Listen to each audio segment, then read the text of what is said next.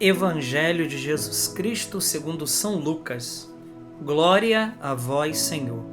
Naquele tempo, Jesus viu um cobrador de impostos chamado Levi sentado na coletoria. Jesus lhes disse: segue-me. Levi deixou tudo, levantou-se e o seguiu.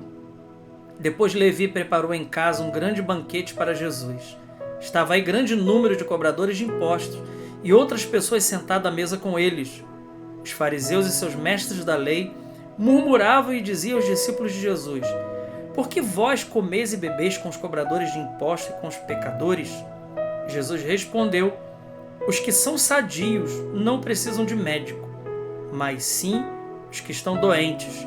Eu não vim chamar os justos, mas sim os pecadores para a conversão. Palavra da salvação. Glória a vós, Senhor. Meus amigos, hoje nesse dia 17, neste sábado, estamos aí próximo ao primeiro domingo da quaresma, nós temos esse texto aqui que é o chamado de Levi, que Levi nós sabemos que é Mateus. Esse chamado de Levi está dividido em duas partes. Uma primeira é o chamado em si mesmo. Depois, nós temos uma cena aqui que é um confronto, ou seja, é o desenrolar dessa história. Então, Jesus que chama a Levi, que era Mateus, e ele que tinha uma regalia, ele deixa tudo e ele segue a Jesus. Depois, nós sabemos aqui a figura do coletor de impostos, quem era? Era alguém que se enriquecia às custas do povo. Nós já meditamos bastante a respeito disso aqui na meditação do Evangelho. Eu gostaria de abordar hoje um outro ponto importante, que é a respeito da objeção que esses rivais eles fazem a Jesus.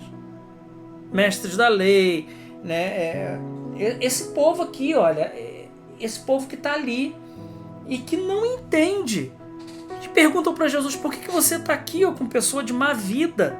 Por que você está aqui? E claro, Jesus aqui responde com um grande aforismo a eles, Jesus diz para dizer: tem gente que é doente que se considera boa. Então, por isso, eles recusam o tratamento e continuam como pessoas incuráveis. Isso aqui é muito interessante, porque nós vemos isso todos os dias acontecer diante dos nossos olhos.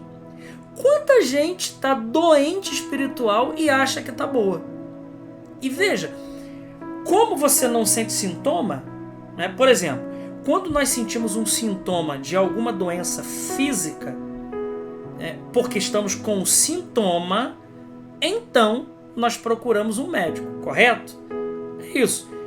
Se você sente uma febre, uma dor de cabeça, qualquer coisa, então logo você conclui que tem algo errado com você. Então a primeira reação, num plano natural, físico, é procurar o médico. Mas quem está doente pelo pecado não sente sintoma. Não sente sintoma. Então, se não sente sintoma, não procura um médico. É isso que Jesus está dizendo aqui. Tem gente que pensa que está bem, mas está ruim.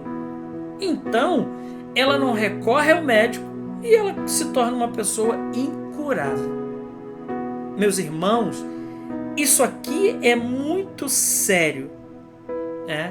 Então, como o pecado ele não causa essa dor, ele precisaria causar essa dor em nós. Uma dor. Por isso, nós temos que pedir muito ao Espírito Santo que ele nos dê a graça de chorar os nossos pecados. Para que a gente, sentindo a dor do que é ofender a Deus por um pecado que seja, a gente possa então recorrer a Jesus como o bom pastor, como médico. Então é isso que Jesus aqui está fazendo. Uma vez que Mateus, que é Levi, dá esse banquete de despedida ali, isso também é uma despedida da vida velha dele, Ele agora vai seguir por um outro caminho com Jesus.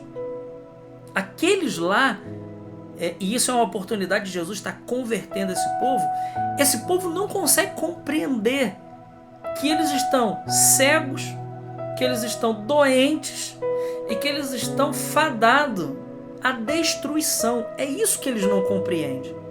E é isso que Jesus está dizendo. Quando Jesus responde, olha, os que são sadios não precisam de médico. Ou seja, você que se acha bom, mesmo estando ruim, você acha que você não precisa de médico. E veja, eu disse que a gente vê isso todos os dias. E vê, né? Quantos de nós, irmãos, nós temos desvios, coisas graves na nossa vida e que a gente acha que aquilo ali é certo. Ou como nós não sentimos nenhuma dor sobre aquilo ali, então nós não achamos que estamos ruins. A gente acha que está tudo bem. E por achar que está tudo bem, a gente passa uma vida, às vezes, vivendo algo que é errado. Isso é muito grave. Então nós precisamos perguntar ao Senhor, Senhor, mostra para mim aquilo que ainda é mal em mim. Mas veja, somente um coração humilde, meus amigos, pode fazer uma oração dessa. Porque o soberbo e o arrogante, aquele que acha que está certo em tudo, aquele que acha que tudo que ele faz está correto, que as suas atitudes são atitudes ilibadas, são atitudes assim, moral, a sua moral é perfeita. Tem gente que é assim, né?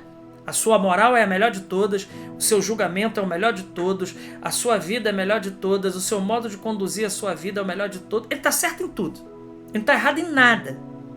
Ele é a própria sabedoria encarnada em pessoa. Não, nós precisamos perguntar a Deus com toda a humildade do nosso coração. E veja, isso acontece muitas vezes na vida, por exemplo, de casal. Quantos casais que às vezes o marido faz uma exortação à esposa, ou a esposa faz a exortação ao marido, e a gente toma isso para o outro lado, como naquilo, na realidade, seria um grande benefício para a nossa vida. Mas a gente não tem a humildade de reconhecer que Deus às vezes está nos falando através do nosso cônjuge, ou através de um amigo de trabalho, ou de um amigo pessoal, ou do nosso sacerdote, seja lá do que for. Nós tomamos isso para um outro lado e nós nos fechamos e dizemos, não, eu é que estou certo. Ora, diante da verdade de Deus, pode ser que a gente esteja errando em muitas coisas. Quantas pessoas encasquetam na cabeça coisas, olha, vejam, coisas que Deus já falou explicitamente na sua palavra, no catecismo da Igreja Católica, através de profetas, de pregadores, de música, seja lá do que for. Isso que você está fazendo é errado. E a pessoa acha que não é errado. Não, para mim isso não é errado. Me desculpa, meu irmão, me desculpa, minha irmã, mas o para você não importa para Deus. Importa o que é para Deus. Se aquilo ali para Deus é certo, aquilo é certo. Se aquilo ali é errado para Deus e para você é certo, eu sinto te dizer que você está errando. Porque não importa o que você acha daquilo, importa o que Deus acha desta realidade ou desta realidade. Se Deus diz, não faça isso, porque isso aqui é pecado, e você faz, e mesmo assim você acha que não é, o seu achar não torna aquilo não pecado, aquilo continua sendo pecado. As coisas que aconteciam há 1000 anos atrás, que acontecem hoje, e que Deus lá disse que aquilo é errado, e que hoje é errado, continua sendo errado. Não é porque o tempo mudou em que o mal se tornou bem e o bem se tornou mal. Não, o mal continua sendo mal e o bem continua sendo bem. Da mesma maneira que há 1000 anos atrás, pela lei da natureza, pela lei da gravidade, os objetos caíam no chão, depois de 1000 anos passados, essa lei não mudou, e é uma lei natural da gravidade, as coisas continuam caindo no chão como caía 1000 anos atrás. Da mesma maneira, a palavra de Deus, que ela é inequívoca, inerrante, corta como uma espada de 2 gumes, que ela é a mesma palavra de ontem, de hoje e de sempre. Se Deus falou isso há 2000 anos atrás, há 1000 anos atrás, há 500 anos atrás, seja lá qual foi, então isso continua sendo verdade para nós. E isso não muda o fato da coisa ser o que é. Se você olha para o verde, e você está vendo verde, e você insiste em dizer que aquele verde é preto, Eu sinto te dizer que você tem um problema de vista. O problema não está com a cor, nem com o produto, o problema está conosco. Então, veja, esse era o problema dessa turma que estava ali com Jesus. Porque eles estavam tão cegos pelo pecado, tão cegos pelas suas convicções, que eles sequer abriram o coração à ação amorosa de Deus, que estava ali para levar eles para um outro nível, para uma vida verdadeira, uma vida com V maiúsculo.